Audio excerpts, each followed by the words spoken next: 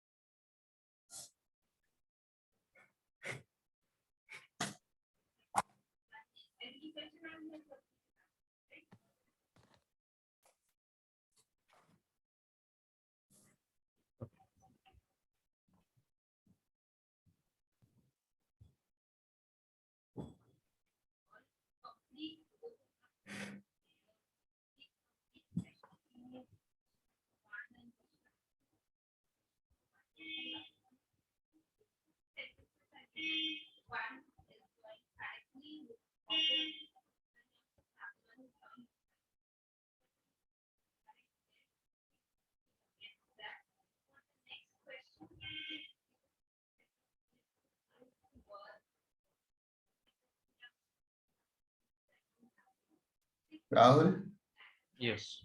can we share our processes from this ID to another ID?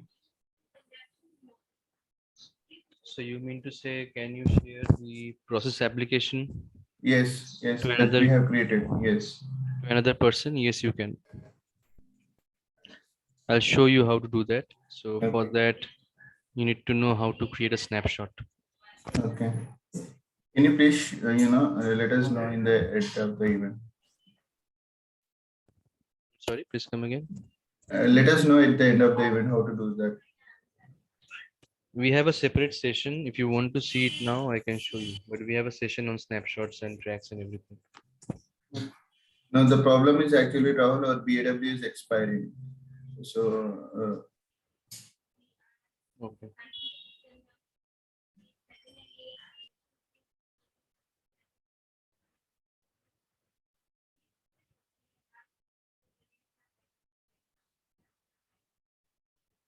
and Rahul, I'm also facing an issue. Like when I run the process, it says contact IBM support. When you run the process, It says contact IBM support. Contact IBM support team. Okay. Okay, we'll see that. Okay.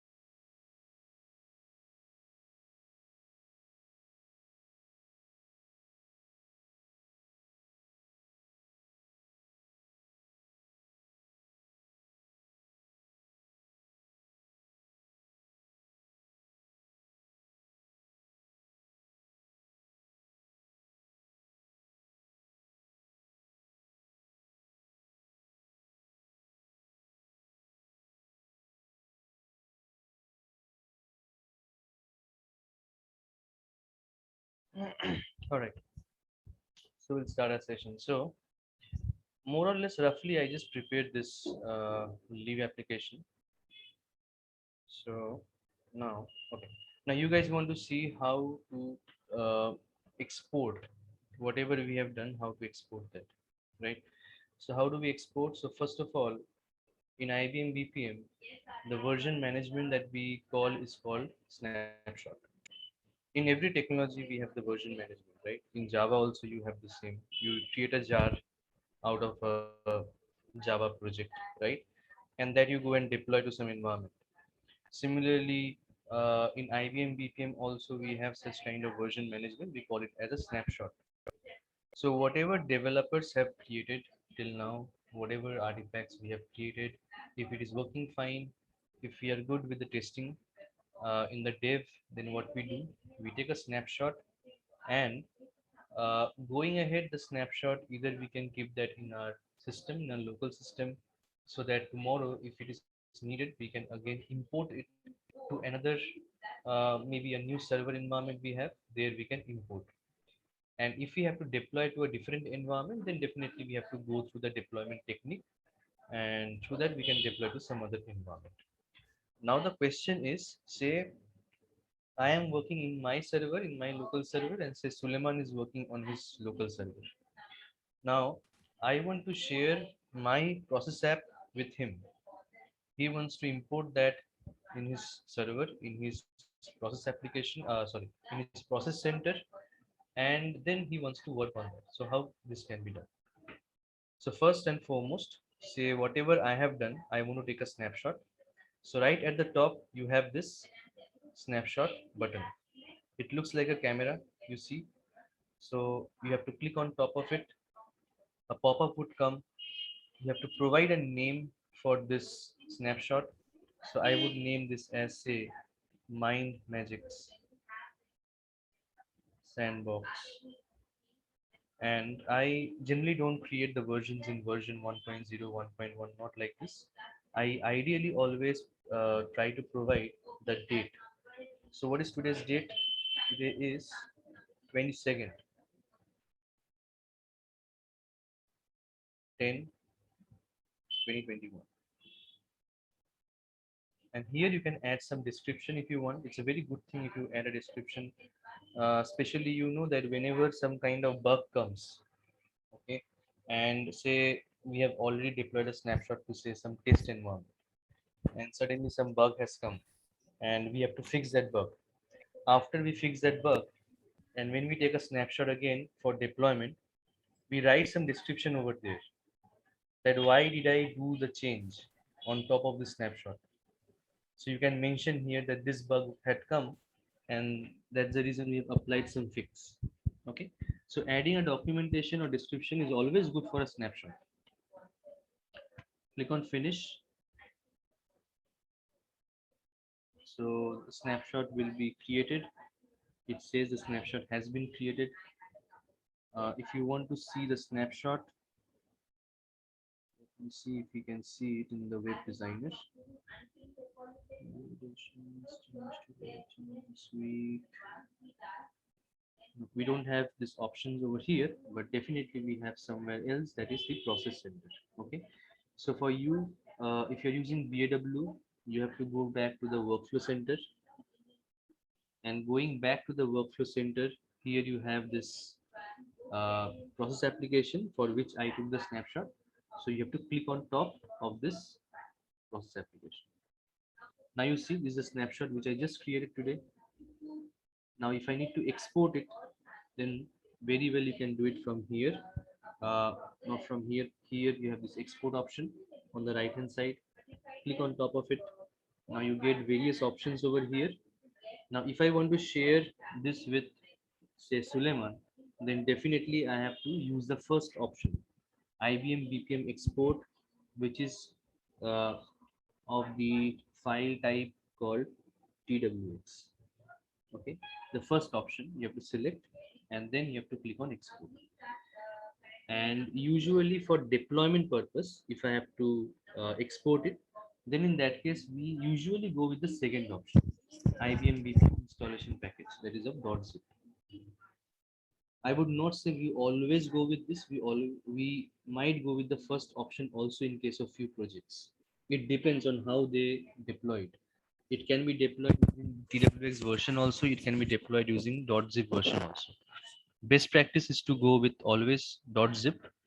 I mean, you have to check with your admin team or the infra team, because they only deploy all the snapshots to the different environment. So in that scenario, what type of file they want to use, that you have to get it from them. So either we use .twx or we use .zip. Now, in case if you have to import this process application or this snapshot into your process center, then definitely always we have to go with the first option. So if I have to share this file with Suleiman, I have to select the first option and then click on export.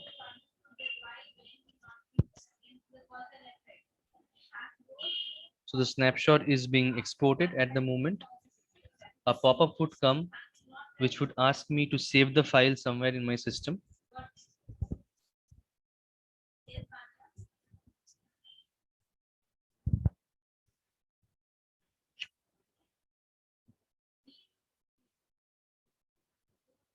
Okay, so it straight away it got downloaded.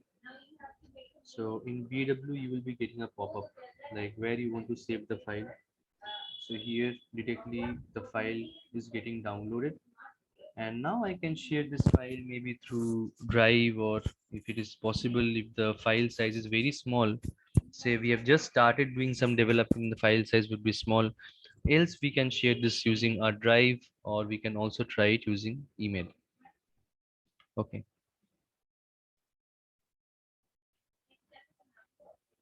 All right, so this is how you take a snapshot. Okay, so Suleiman, we are good. Yes, Rahul. Thank you.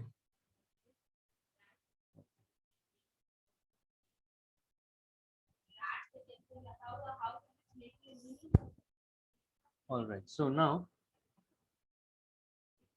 I created a very rough, not the full version of the application process. So honestly, I'm not getting time. Guys, I have shared one more document with you all. So you would be getting that in the morning. So how to configure UCA, an event-based UCA in a process. So the entire thing I have mentioned step by step. You can go through, but I am going to still share the documents for events. I'm still not done. Okay, because again the same thing. I could not fix my word, my office MS Office yesterday. I have a deployment tomorrow, so really busy this week. So we'll be doing those things in this weekend and we'll share. Okay. All right. Now, for this process, okay, before we go ahead, any idea what is an exception? Anyone? Anything you can say, not an issue. Instead of showing the actual error, we can display a message, Rahul, or we can show anything that we want. Runtime error, Rahul. Come again. Runtime error. Runtime error. Okay.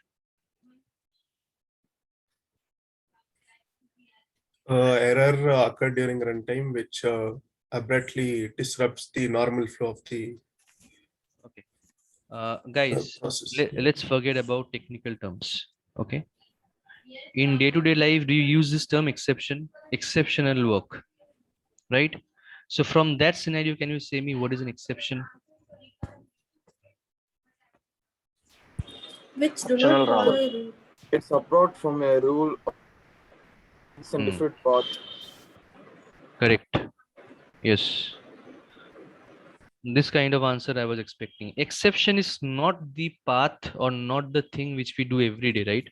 If somebody is telling you that you have done an exceptional work, which means that you don't do it maybe every day, but once you did, okay, once you worked hard, or maybe twice you worked hard and somebody said you that you did an exceptional work, right? So if I talk in technical term, exception is a path which is not followed every time.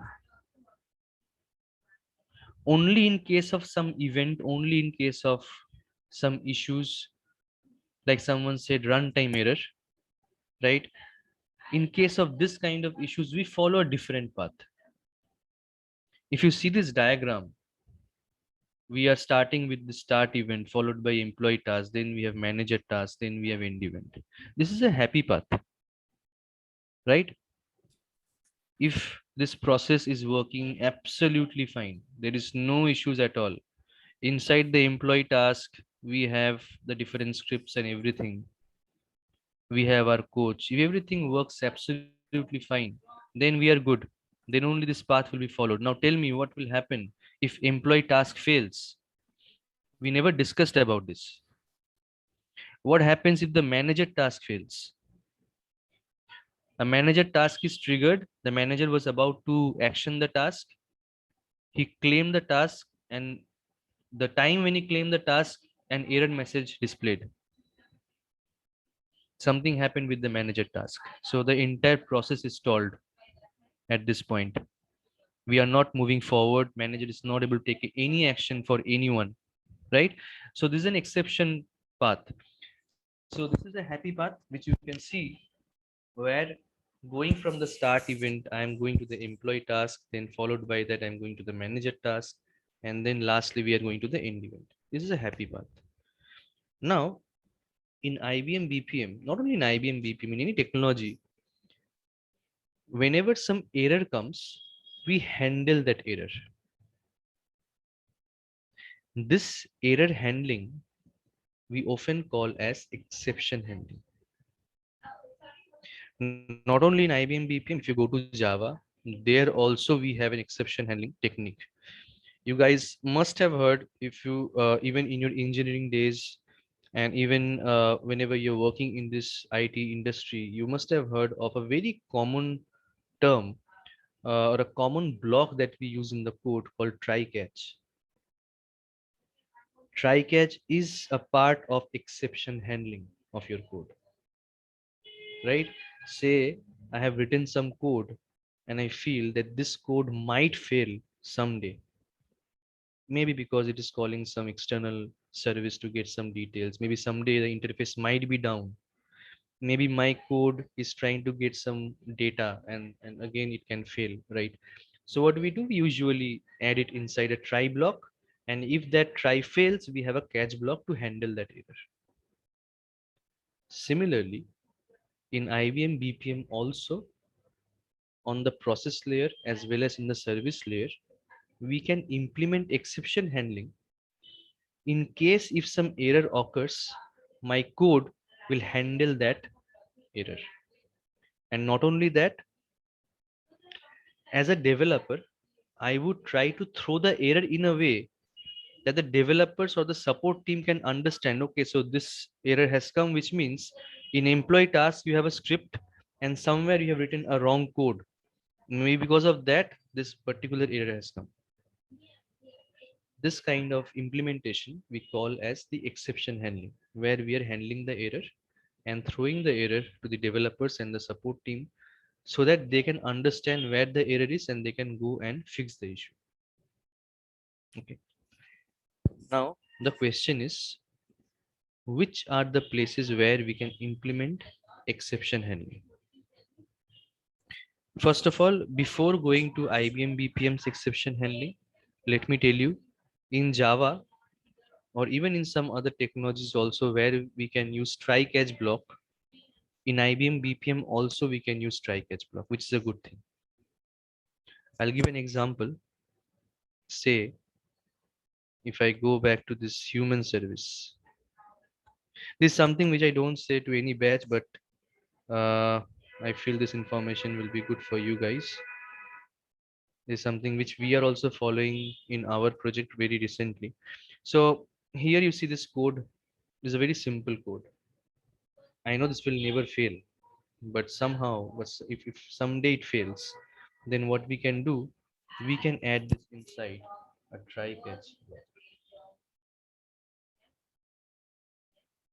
Now, if something happens over here, then I should have a catch block to handle it, right?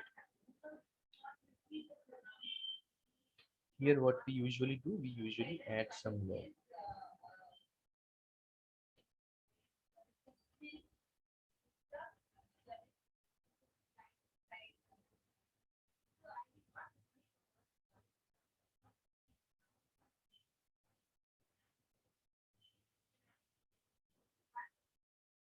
And then usually we also print the error. System.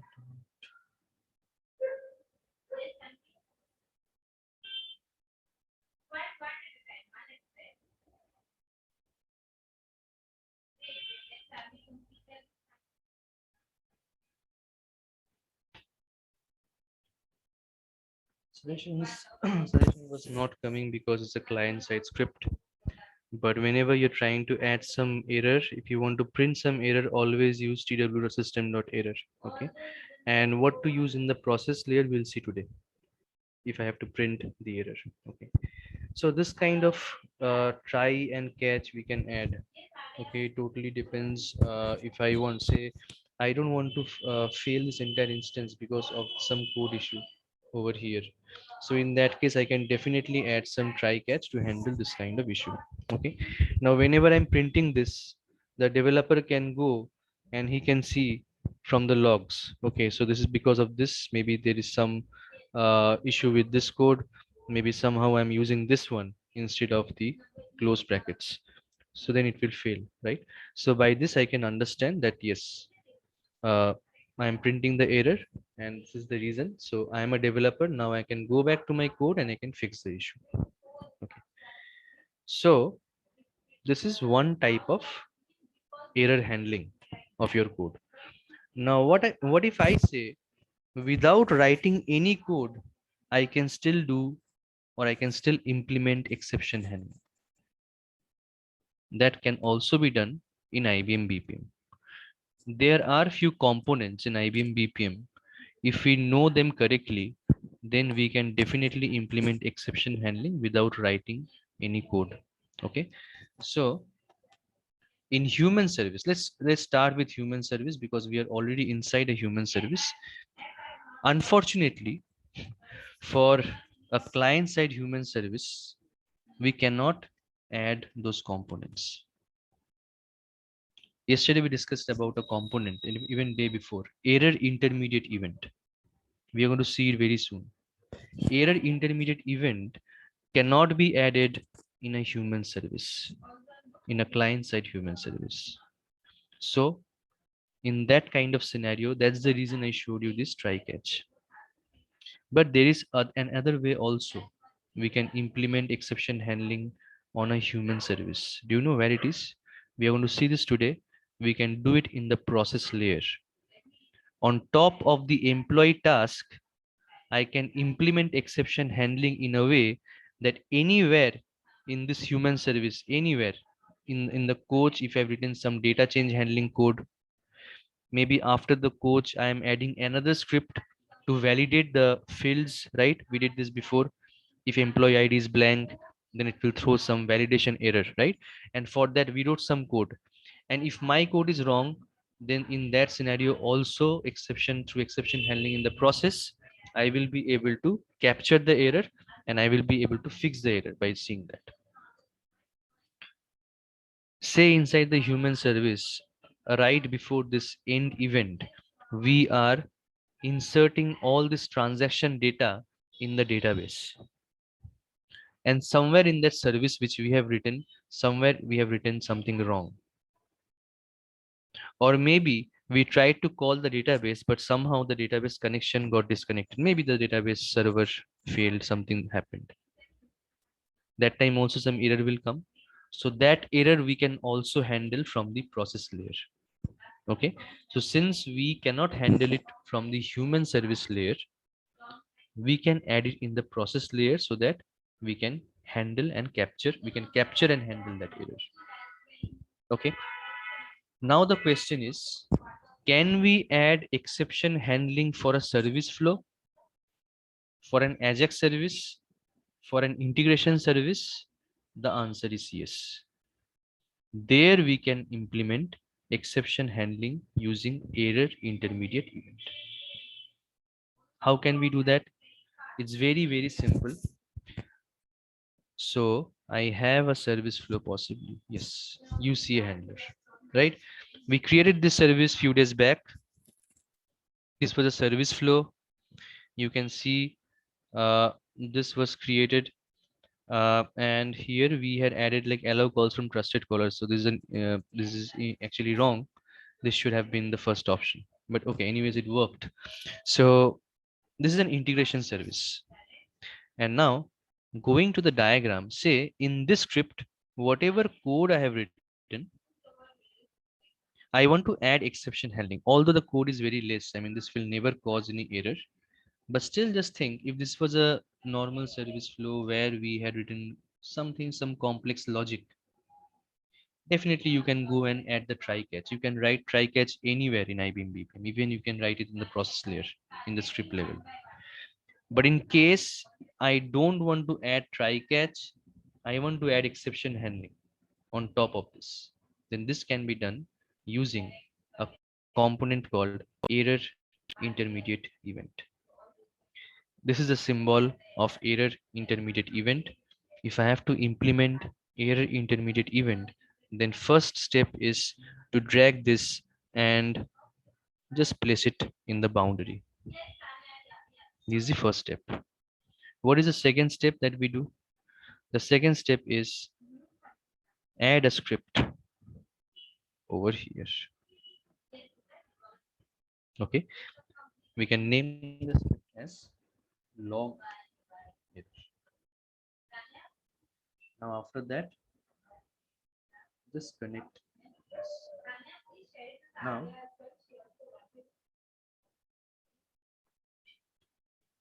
Now can you see what will happen? I'll just explain what will happen. This service, say you have called this service, somehow the service is being called.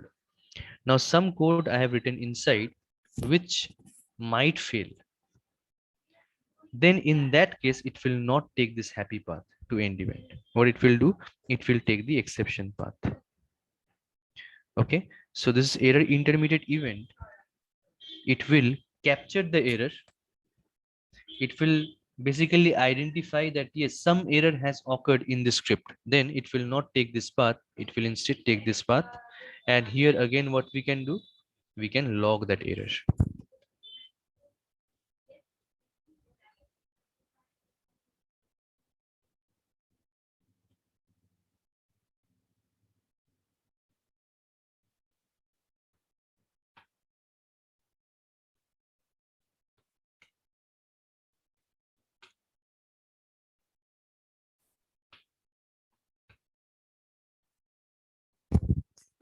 This is one way. Now, by doing this, if you see this implementation, after this script, I have again added a sequence flow to this end event.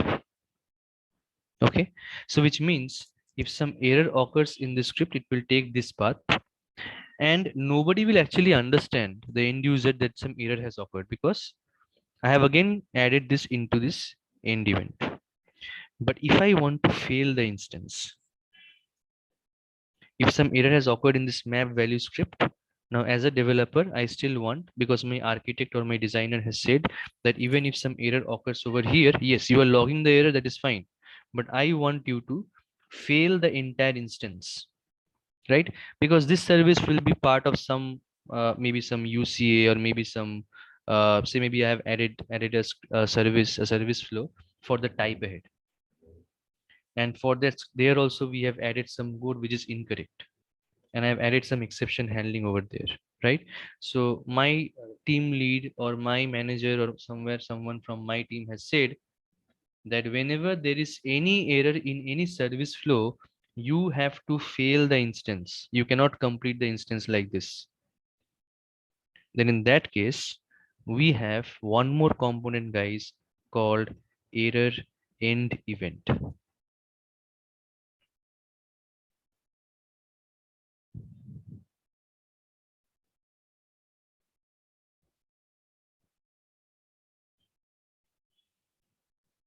Okay, so what this will do, this will fail your instance, because I am not connecting the sequence flow which is coming out from the log error script. I am now not adding it to the end event, but instead I am adding this to the error end event.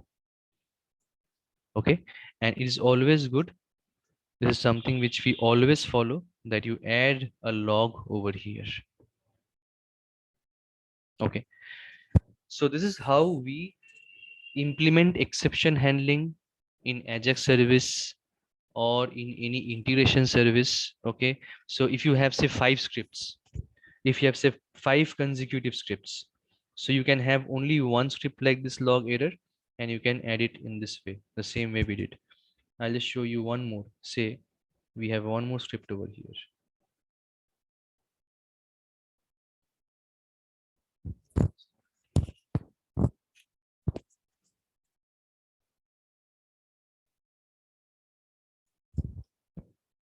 Because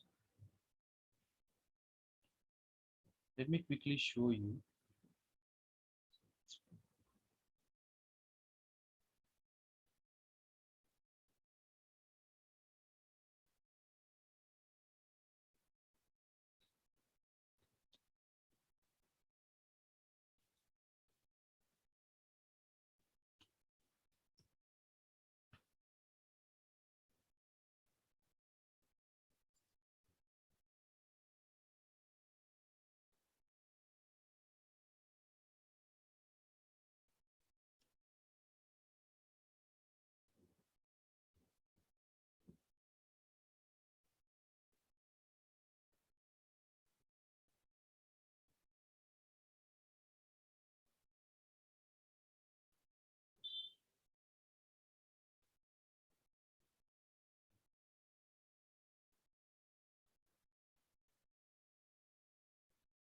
Hmm.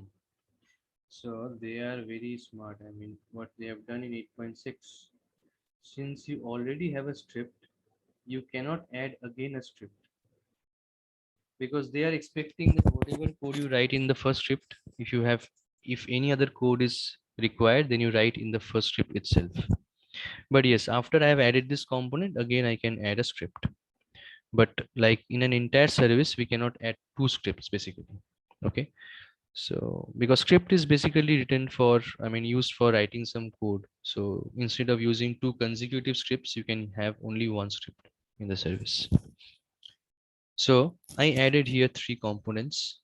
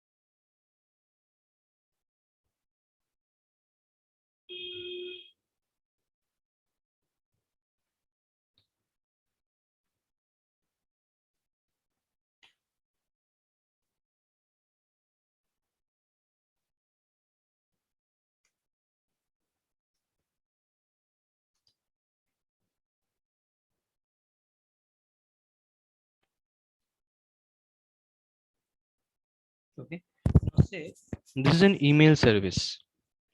Okay, so this service, whatever say we are preparing, this service wherever you add, this will basically it will send an email to some particular group or team. Okay, now everywhere some logic will be there. In the first script some logic is there. I'm going to write maybe the way I have to prepare the email body, and maybe I'm writing it over there, right? And then we have one service, it's a link service, where I have added a system service which will send the email. This can also fail. How it can fail? Maybe the SMTP server is down, that's the reason the email will not go, right?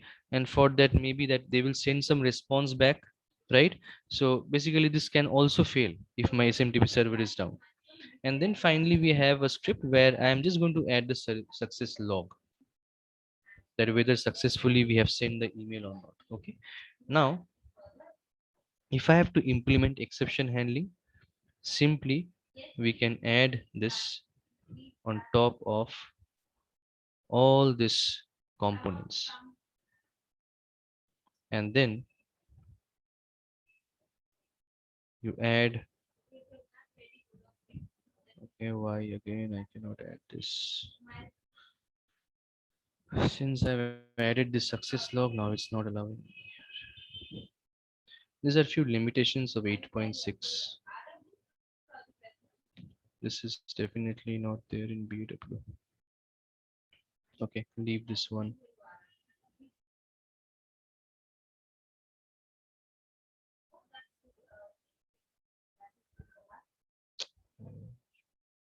Okay, we can do it in another way.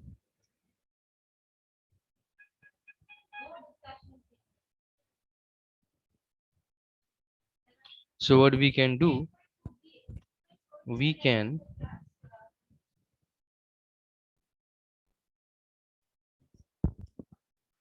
so again we need to create another service flow. Basically, that is something which we can do, and log error.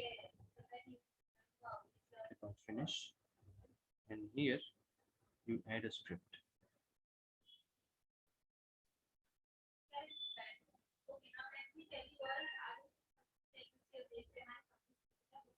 And in this script,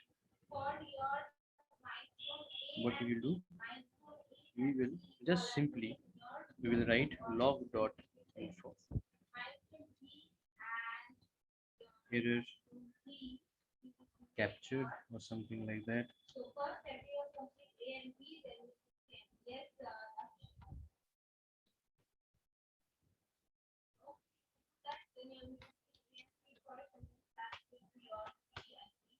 So since they are not allowing us to add another script, what we can simply do, now we can go back here. We don't need a script now. We can simply link our service which we just created, log error,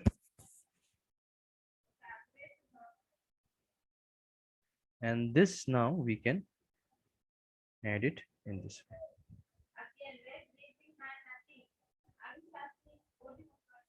And again, if you think you don't want to fail the entire instance, we can simply add it here.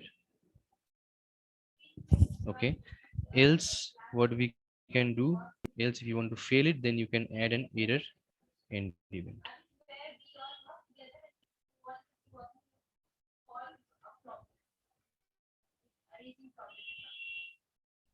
Why these exclamation marks are coming? Whenever this exception, this exclamation mark will come for a sequence flow, come to the behavior of this sequence flow.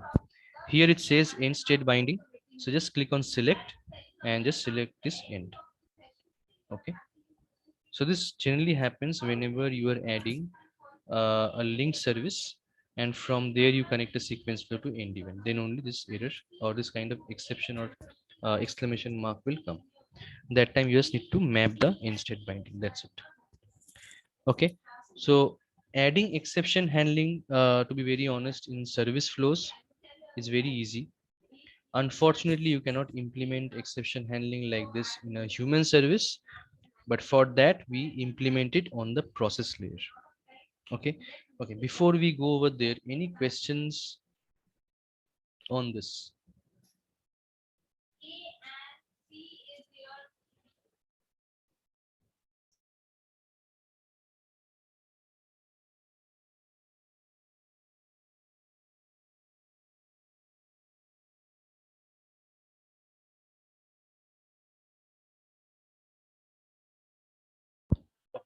So now then we'll go to the process layer, where I am going to show you how to implement an exception handling framework in the process layer.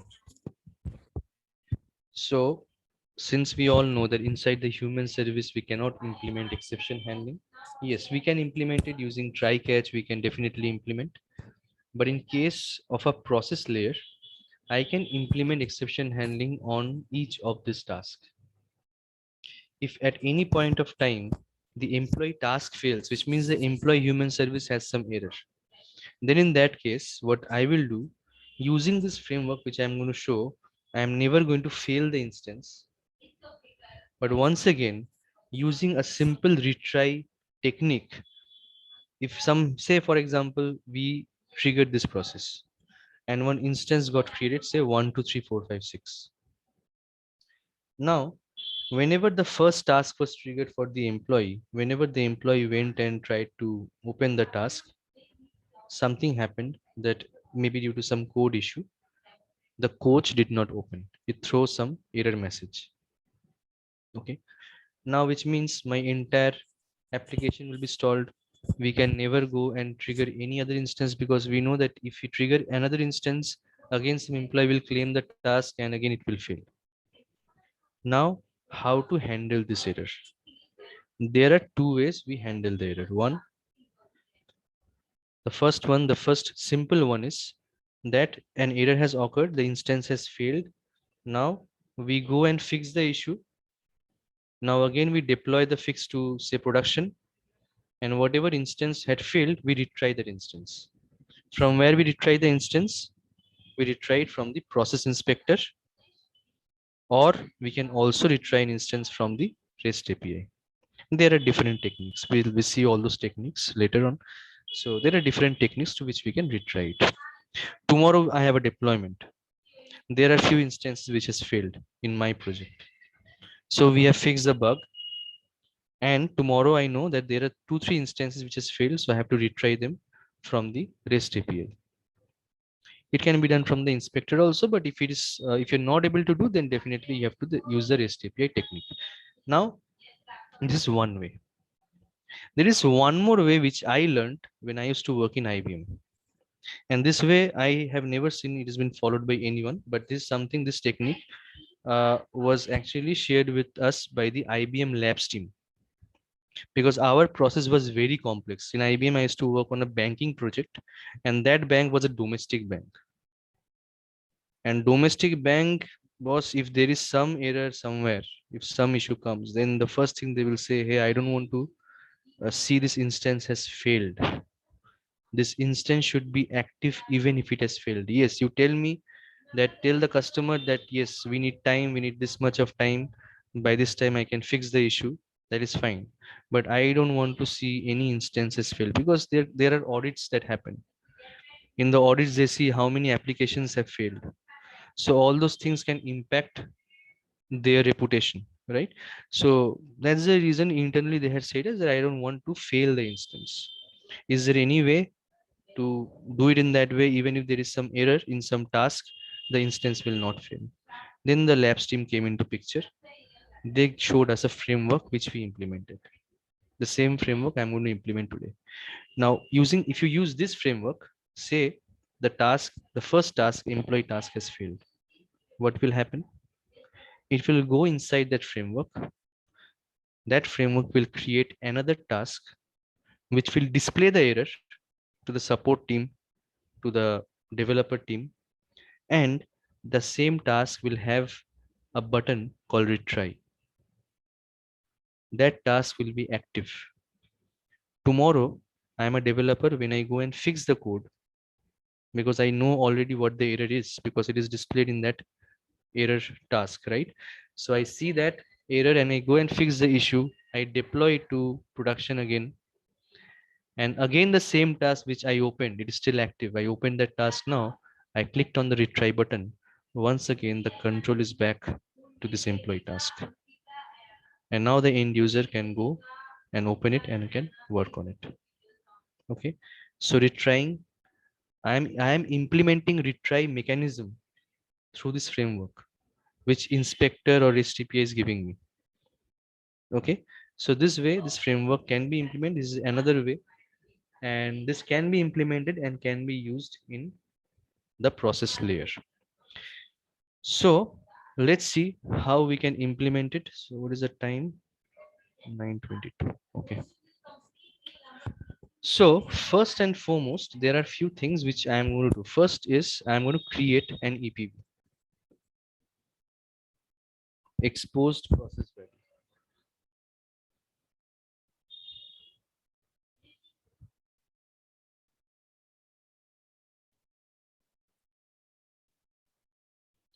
So I'm going to create two parameters in this task name EPV. One is the employee task, and the other is at the end I have to provide some value. So the value which I'm going to provide is employee. And then I'm going to create one more parameter which I would name as manager task. And here the value will be manager. Why I am doing this, I'll let you know later. Okay. Now these values will never change. I'm never going to update this in future from the process admin. I know that. So I'm not going to enable this one. Still, it's good if you enable this, but I know this value will never change in future. So we can keep it disabled. Now I'll go back to my leave application process. Here in the variables, I'm going to link this EPV task name. And before going and implementing, I'm going to add few parameters. Later on, I'm going to tell you why I'm creating these parameters. So one is task name again.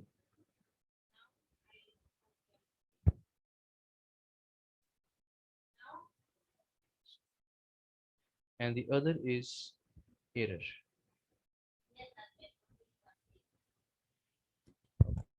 So these two parameters I have added. One is task name and the other is error. Now my design will start. I'm going to add few components here. So the first component that I have to add, the same thing guys, which we saw, error intermediate event.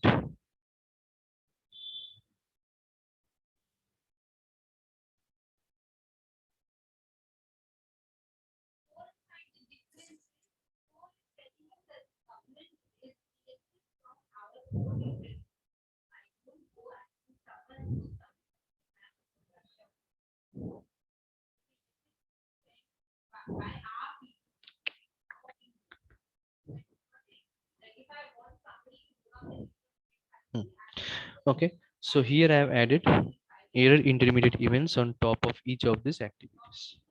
Now, what else? Now, I have to create that framework. I'm going to add that framework over here. And from each of this error intermediate event, I'm going to connect to that framework. Which means it is obvious that whenever there is some error in the employee task, I will follow an exception path and not the happy path. And this exception path will take me inside that framework. Going inside the framework, I'm going to display the error to the support team. They will have a task, and there's that task. I'm going to display the error, and also there will be two buttons. One would say retry, and the other button would say postpone. For the first time when the error will come, I'm not going to complete the task. Instead, I'm going to click on postpone so that the task is still active and I can again claim this task in future after the developers team has fixed the issue and deployed to say production. Okay, so this way we can implement. Now, the thing is, for this error intermediate event, I am going to do some configuration, which we have not done till now for the service flow. What configuration we'll do? For any component in IBM BPM in the process layer, we have something called pre and post. Okay, this is one of the property that we can see. We have pre-assignment and post-assignment. What is post-assignment and pre-assignment? If you remember, we had something called pre-execution script and post-execution script. We have seen this in service flow. We have seen this in human services also. That time I had said you, if I add any code in the pre-execution script, that code will be executed first and then it will go inside the script. Whatever logic I have written inside the script, then that will be executed. And if I write something in the post execution script, what will happen? Whatever code I have written in the script, first that will be executed, then the post execution script will be executed. In case of this error intermediate event, what is the work of error intermediate event? Whenever you add this error intermediate event on top of any activity, automatically it will capture the error. For that, we don't have to write any code. No code needs to be written for that. Just add this error intermediate event on top of any activity. But I want to also capture this error in some variable. How can I do that? For that reason, I am using post assignment for this scenario. Why post assignment? Why not pre assignment? After this error intermediate event captures the error, then only I am going to capture that error in some variable. That's the reason it is post assignment and not pre assignment. If I had done pre assignment, means before this error intermediate event has captured that error, before that I want to do some assignment. So that is not required for this scenario. Only after there is some error identified by this error intermediate event, then only I'm going to capture that error in the variable, right? So for that, we will use post assignment. How can we do that? Simply, you see, next to post assignment, you have a plus button. Click on that. A row will be added. On the left hand side will be the variable on which you want to capture the error. So it will be tw.local.error. Variable, guys, remember I created as a private variable over here a few minutes back. So in this variable, I'm going to capture that error. Okay. So I'll go back here again. So on the left hand side, I have placed my variable, my local variable, which I created. And I said you guys at any point of time, if you want to know the error, there is a system variable through which we can get that error. Inside the service flow, inside the human service, we already saw, we call it as tw.system.error. Just now we used it, right, in the logs. But for a process, the system variable is different. Okay, so it is tw.system.step.error. This variable, if you implement or if you add anywhere in the process, this will always give you the error whenever there is some error occurring in the process layer. tw.system.step.error. Here again, guys, yesterday we discussed what is step. Step is nothing but the activities, whatever you're adding in the process, each activity is considered as a step. So at this step, this variable will give you the error details. Okay. Now the question is, the variable which I added on the right hand side, it will give you the error details in the form of XML element. Unfortunately for us, IBM BPM always tries to capture the error in the form of XML element. But if I have to display this error to someone, to some end user, or to some developer through some text area or through some output text, I can never use XML element. I have to convert it into a string. Then only I can show it, right? Because your text box, text area, all these things support only string data. It does not support any XML format of data. So for that, what we can do,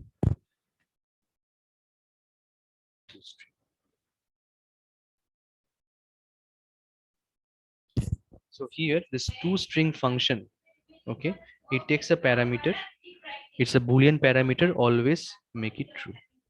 So what will happen, this will convert the XML data into string data, and automatically I can now map it in this error variable, which is also a string variable. Just before few minutes, guys, it was showing some error here, right? It was showing a cross. That was because the data types were different. And now that I have converted into a string, automatically this error is not there. Okay, so this is how you capture the error and you assign it to a string variable. What else I need to do? I'm going to add one more assignment over here. That is task name. I have created one private variable, guys, here. If you see task name, right? So this task name, I am going to add some value.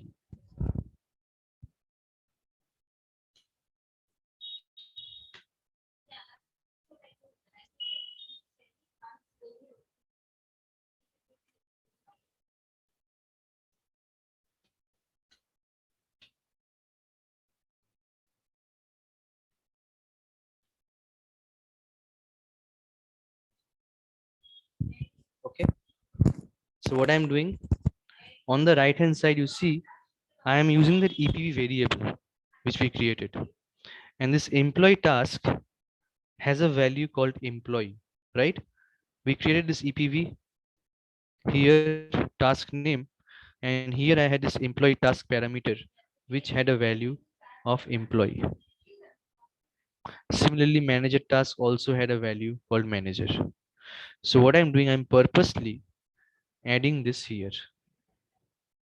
So this variable will have the value called employee for this employee task. Now you can tell me that Rahul, why again you created an EPV? We could have directly added this employee over here itself, right? Instead of adding a variable again. Always try to avoid static values or hardcode values in the code. Try to replace it more with EPVs and ENVs. Okay. So using hardcode values and static values are actually not recommended. That's the reason we use an EPV over here. Okay. I could have also removed this, and instead of this, I could have in double quotes, within double quotes, I could have written employee. That would have also worked. But instead I used an EPV over here. Okay. Right. So my post assignment is done for employees. Similarly, for the manager also, I have to do the same, because error can come in the manager task also. And same way I have to do the error handling. I have to take it to the exception handling framework, show the error details to the support team. And again, I will have a retry button to retry it once the error is fixed. And again, the control will come back to the manager task. Same thing, whatever we are doing for the employee, we have to do the same thing for the manager also. Okay. So again, we do the same thing.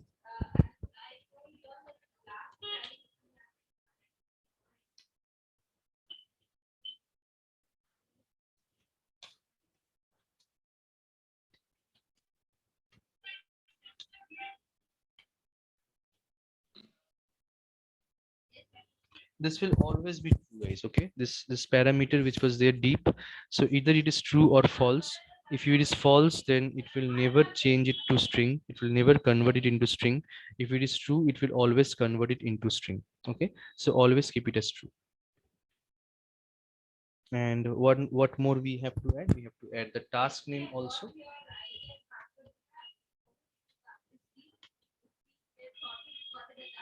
tw.epv task name, task name, task. And I'm going to convert this into again a string. Okay. Now, just think what I'm doing. Every time, whenever there is some error at the employee task, I am purposely capturing this error and task name. And now I'm going to go inside a framework. And this framework, I'm going to place it inside this system lane. Okay. Now, guys, this framework is nothing but a process. Okay. I have a process leave application.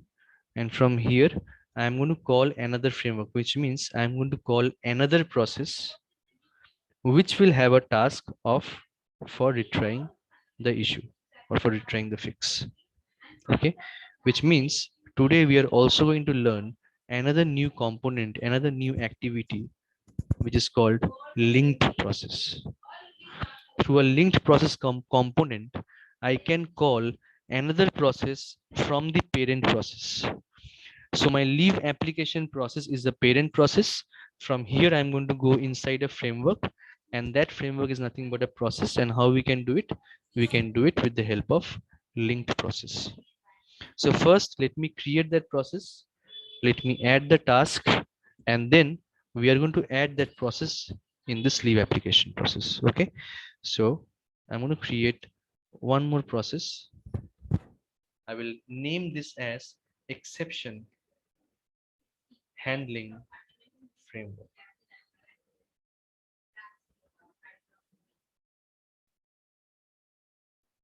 Okay, I'm going to name this team as the BPM support team.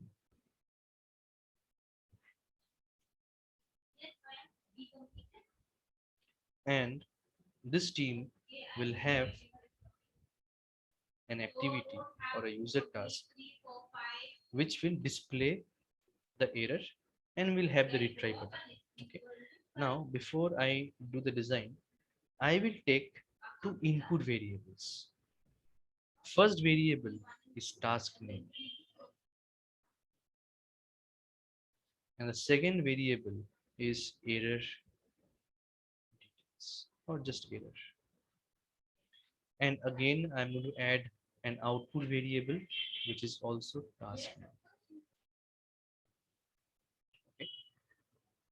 Now, from where I will get this, guys, this input parameters, I will get it from the leave application process.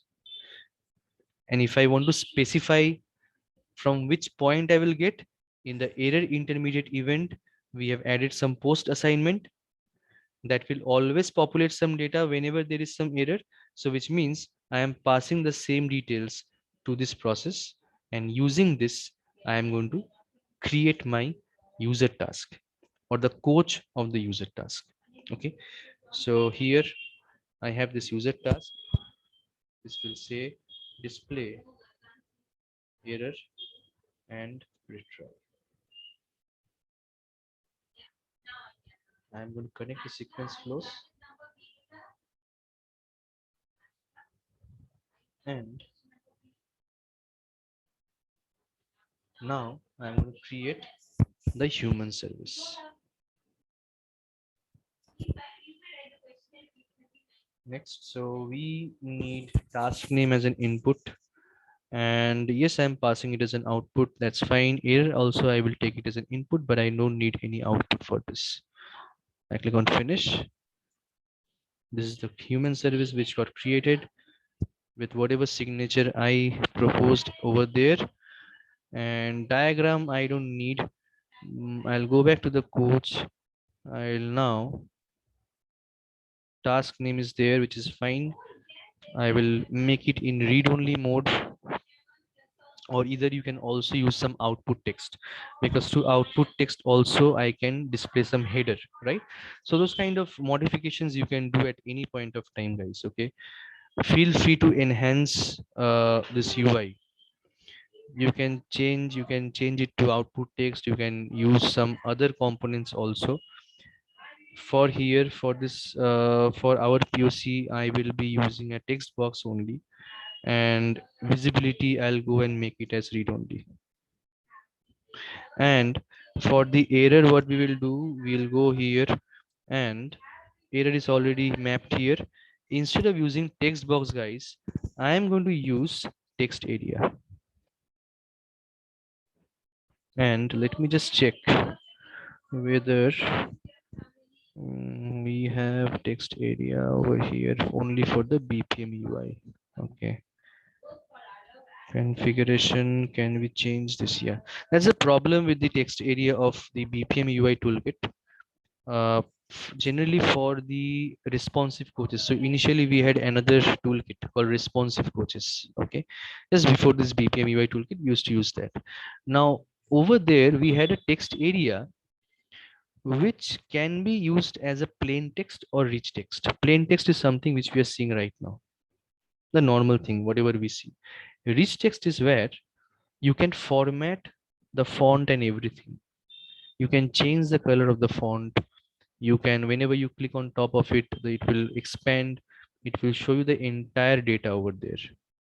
All those things we could have done if we were using responsive coaches. We are not using, so what I'll do, I'll add the responsive coaches toolkit, and let me show you, because you've already seen the text area BPM UI. So let me show you another text area from another toolkit. text area. Yes, so this is the one you see. Next to it, you have the responsive coaches. I can select it. Now I can go to configuration, and here you see, guys, text area type, plain text is selected. I can use rich text for this. Okay, so this is a bit better from plain text. We can format the text, the entire text. I can do the formatting, and if I want to say highlight something, I can do those highlights. I can change the font size and font color. Everything can be done over here. Now going down this button, I will change the name to read.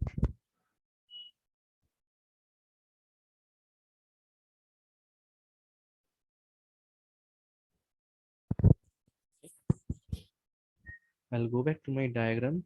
So before this coach, I don't need anything that is not required. But yes, what we could have also done here, guys, this is a vertical layout. I will change this into a horizontal layout because I will add one more button over here,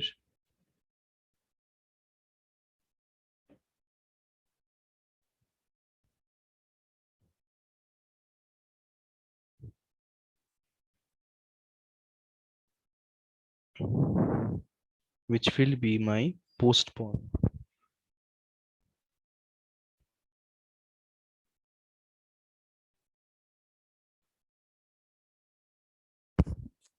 Now this one, what I will do,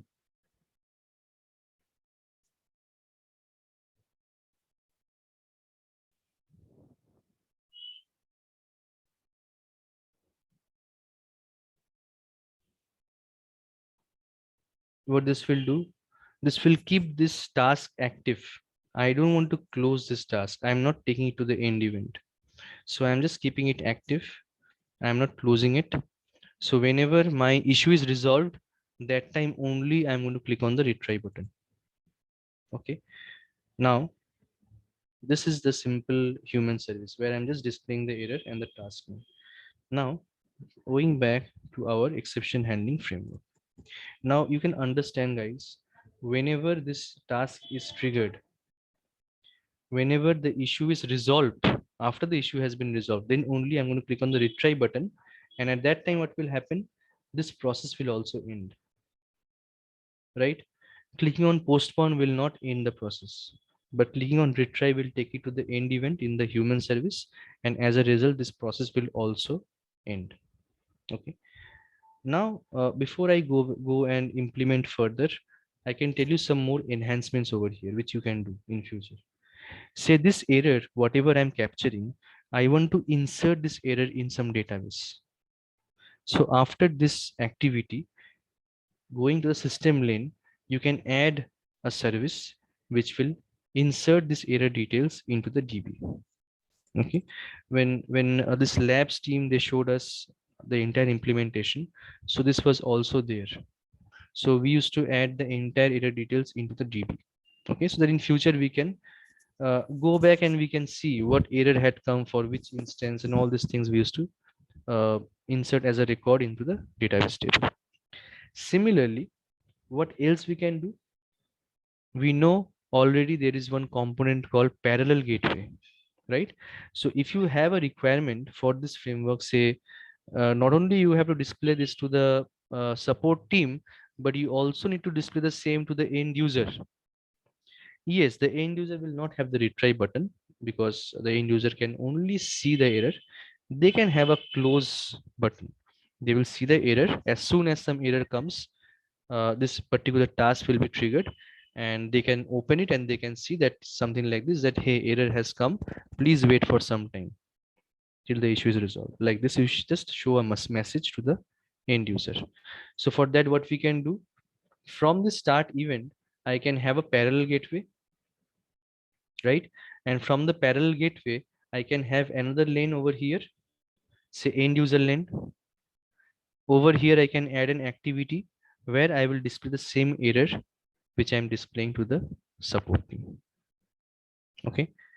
So again, from here, again, I have to add some parallel gateway again, a converging parallel gateway, because till the time the end user, so end user will close it, right? He will just click on the close button and the token will move forward. But I want the token to wait until and unless the support team they click on retry, because that is important. I will end this process only when the issue has been fixed and has been deployed and somebody clicks on the retry, that is a support team, and then this process will be completed, right? So to implement that, if you want to show it to the end user, then definitely you can use diverging parallel gateway and converging parallel gateway, right? To show the error details to both the teams, to the support team as well as to the end user team. Okay, this way also you can implement. Now, for us, we are implementing only for the support team. So for that, okay, before I move ahead, any questions or doubts?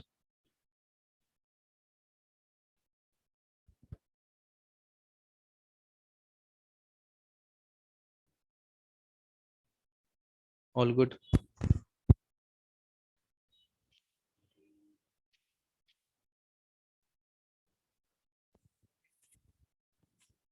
Okay, anywhere if you face any problem, even if I'm speaking, unmute yourself and ask me questions, okay?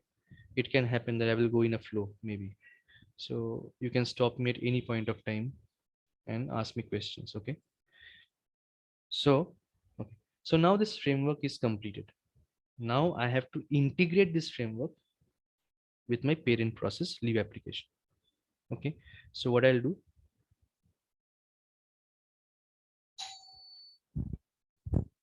okay, just a moment, guys. Just give me a minute.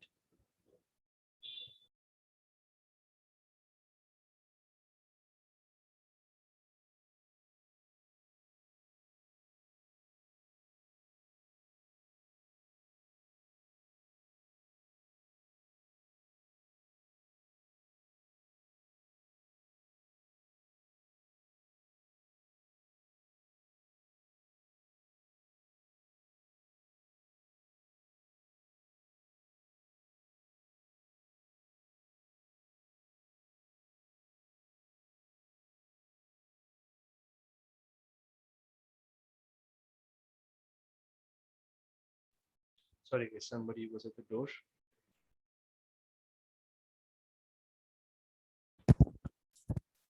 All right. So now we will integrate this in this process, right? So how we can integrate this? We have something called linked process. I'm going to drag this into where? Into my system lane, not on any human lane. Okay. This is a linked process. I will name this into, say, exception.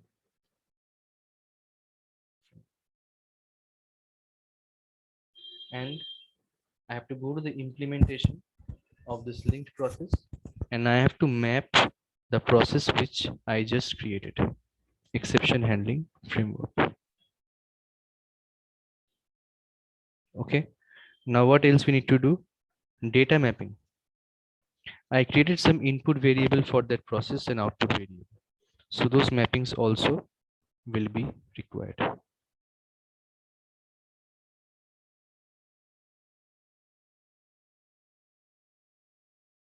Okay. No doubts till now. We are going good. Okay. Now, after this, now what will happen after we come out of this framework? Let me first connect the framework. Okay. So from each of this error intermediate event, I am now connecting to the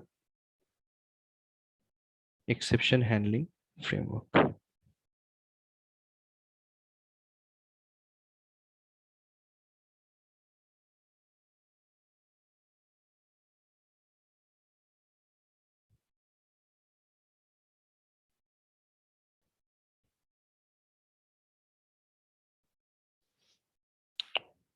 Okay, leave it. All right. Now, after say retry has been done, the developers team, they say that, hey, we have fixed the issue, we have deployed this to say production, and now it should work. But how it should work? After this exception handling framework, I will now add an exclusive gateway.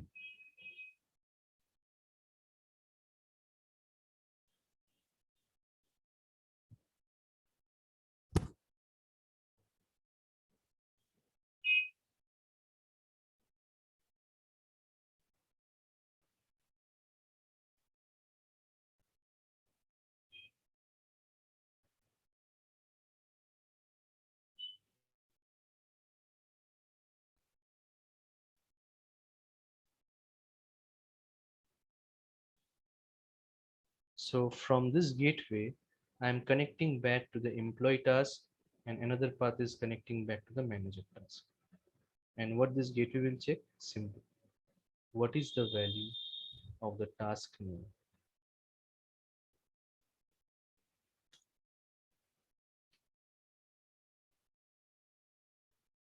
So it will go to the manager task in case the value is again tw.epv task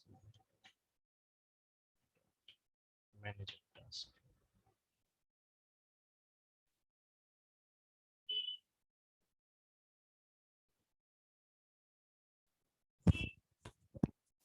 So it's a complex condition because I've added string. That's the reason it is showing this exclamation mark, but it will still work. Okay. So just think of the scenario. I triggered this process. There is some issue with the employee task. The employee task failed. If there was no exception handling framework, then the status of the instance would have changed from active to failed. In this scenario, it will not fail. The entire instance will not fail. If there is an error in the employee task, it will move to this framework. Going inside this framework, there is a task which will display the error and there is a retry button. The task will be created. It will show the error message to the support team. They will come to know at which script, at which activity the error has come. They will go and fix the error. They will take a snapshot. They will deploy this to the environment where the issue has come. The task is still active. We have done the migration, right? From the old snapshot to the new snapshot. Now the testing team will open that task. The support team, they will open that task. They will now click on retry. The control will once again now come back here to the employee task. Again, the employee task will be triggered. If it opens, fine, then we are good. Then we'll proceed with the happy path to the manager task. Again, the same thing will come for the manager task also. If there is any error, it will come to the exception handling framework. It will capture the error, it will display the error. After the issue has been fixed, we can retry the same task. And once again, the control will come back to the manager task. Now the question is it really necessary to add an exception handling framework in a process layer? The answer is no. It is not always required. But if there is a requirement where you need to add some exception handling framework, then this is the one of the best frameworks I have ever seen. Okay, it will, especially for a banking project where the customers, they don't want the instance to fail, the loan application to fail. If you implement this, it will never fail. Let's see. Let's run this process and see whether this instance will fail or not. I will purposely go inside the human service and I'm going to add something which will fail this entire activity. Simply before, oh, I already did some issue. You see, this particular was a syntax, right? It will automatically fail, I believe. No, it's in the try catch, so it will not fail. Okay. Right. Okay, this is enough. So IBM BPM will not know what this is, and this will fail this instance or this activity. So now I go back to my process, leave application process. and let me trigger this process.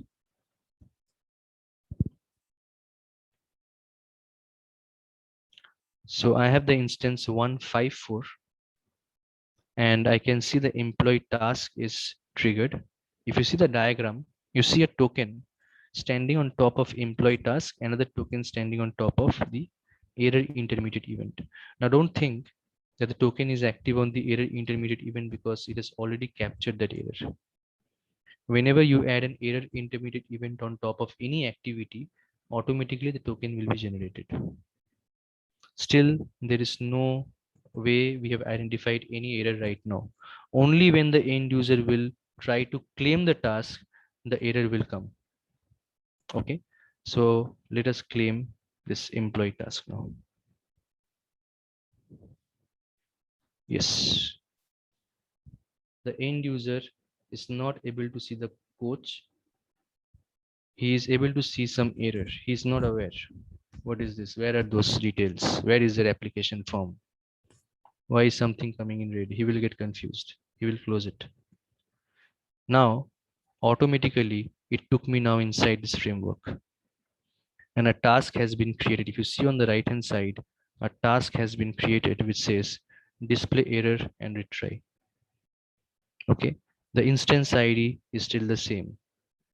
So what we learned from here, even if you add another process through a linked process in a parent process, many people will say, or this question might come in an interview, that if I add a process through a linked process in a parent process, will again a new instance will be created for that process?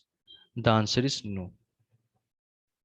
Even if you add another process in a parent process through the linked process activity, it will never create again a new instance for this new framework.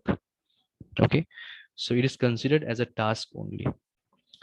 So let me claim this task. So guys, we can see this entire error over here. You see at the top, we have this formatting option.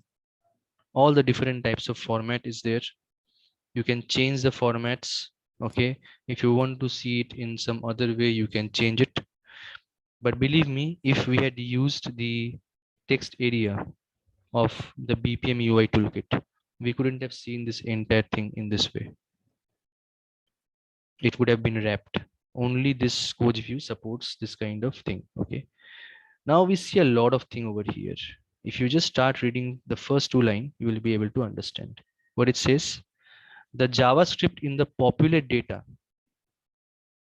script task contains syntax error. What is this one in brackets? This is the system ID of the populate data script. Every component in IBM BPM has a system ID. Even UCA has. Even your intermediate events has.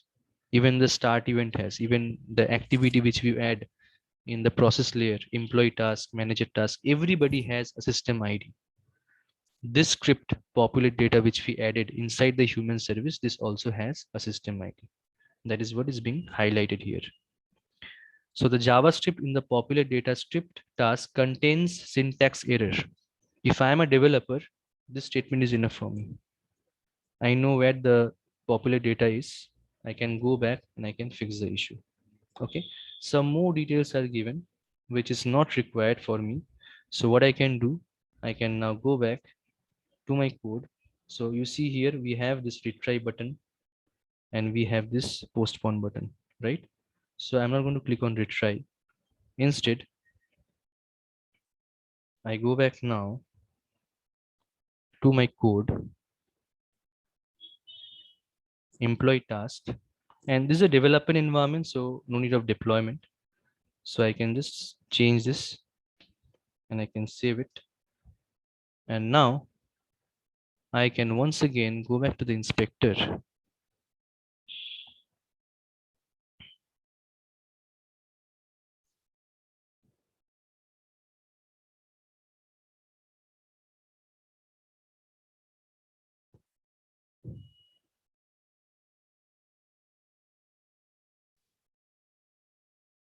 And from here, I can once again, yeah, Why it is doing like this? Because it is still open, that task. Say if I close this, then only basically this play button will come, which will again allow me to open it. See, again this play button has come. So I'll again open this. Same error I can see because that's an old task. And now I know the error has been fixed. Now I'm going to click on retry. Now it once again took me back to the employee task. You see, employee task is once again triggered. If you see these tasks, this list, you see first employee task was triggered. There was some error. So it moved to this display error and retry.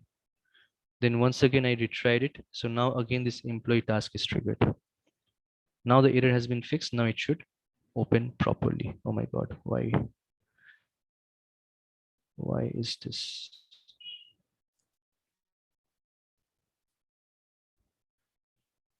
Maybe I did not save it. Okay, employee task. No, I did save it. Oh, there is nothing, but still there is comment.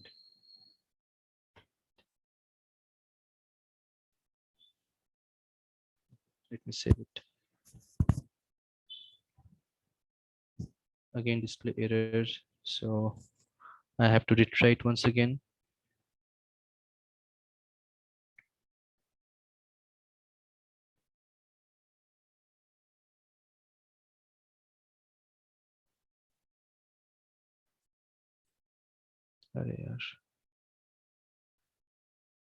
Okay. Okay, got it.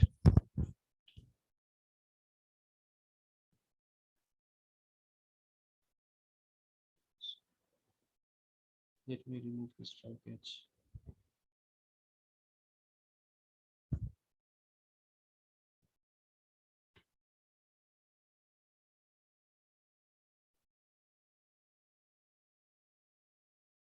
Everything's fine here. Package, everything.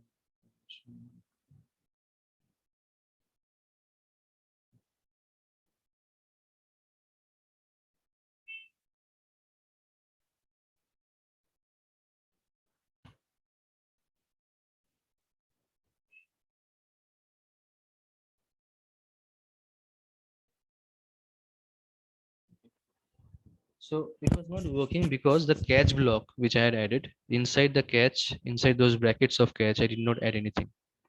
After you write catch, there is first brackets, right? And inside that we add error or something like that. So I did not add anything. So it was failing. So I removed that try catch for now. So because we already added exception handling on top, so no need. So here you see, this is how we can implement this exception handling. You see some error was there and it was keeping on, this instance was still active. It never failed at any point of time, but it was taking me again and again inside this framework. And through the framework, it was displaying the error message. At what point, at which step, at which script the error is there, it is showing me over there. And I can go back as a developer and I know, okay, so this is the error. First time it was uh, the brackets was there at the top, there was those comments were there, so I had to remove those comment. Then again I thought as a developer, okay, so I fixed the code. Now we can go and again retry it. So we retried again, the thing failed, right? It again took me back to the framework saying that there is still some issue with your populate script in line number 1. So I had to delete those try catch, and then it worked. It now took me to the employee task, and successfully as an end user I can now open this task and I can fill up all these details. What is the most important thing we learned today is if I have to implement exception handling at any point of time, whether in the process layer or in the service layer, we can do it with the help of error intermediate event. Okay, that is the most important thing. To be honest, if you're working in a headless project, you don't have to implement exception handling on the process layer at all. Okay, you have to implement exception handling in the process layer only when you are working on a complete BPM project, end-to-end BPM project, where you will have the process from BPM, you have the service flows from BPM, and most importantly, human services from BPM, where you will have your own coach, BPM coaches. For a headless project, we don't use human services. We don't use BPM coach. We use some external UI, maybe Angular JS we use. Okay. So in those kind of scenarios, never implement exception handling on top of your process. Okay. Because that exception we will not handle. It is not BPM coach which is throwing error to us. It is the Angular UI. Okay. So ideally, always implement exception handling. Definitely always in the service flows, because service flows you will see in most of the scenarios, service flow we go and implement those things. We go and implement the database integrations. We go and implement some interface calls. Maybe some Java integration will be there. So those kind of calls can fail. Your Java service can be down. Your database interface can be down. So at your code also can be wrong. So over there, we need to implement the exception handling the same way we did. We added an error intermediate event on top of all those components, scripts, and service flows, whatever we are adding. And then from there, we're adding a log error script where we are printing the log. And then if you think that you should fail the service, you can definitely connect it to the error end event. If you don't want to fail the service, connect it to the normal end event. Okay. So that's how we do in service flows, and process we have seen already. If you have to implement exception handling, then definitely you can use this framework. Okay, any questions, guys?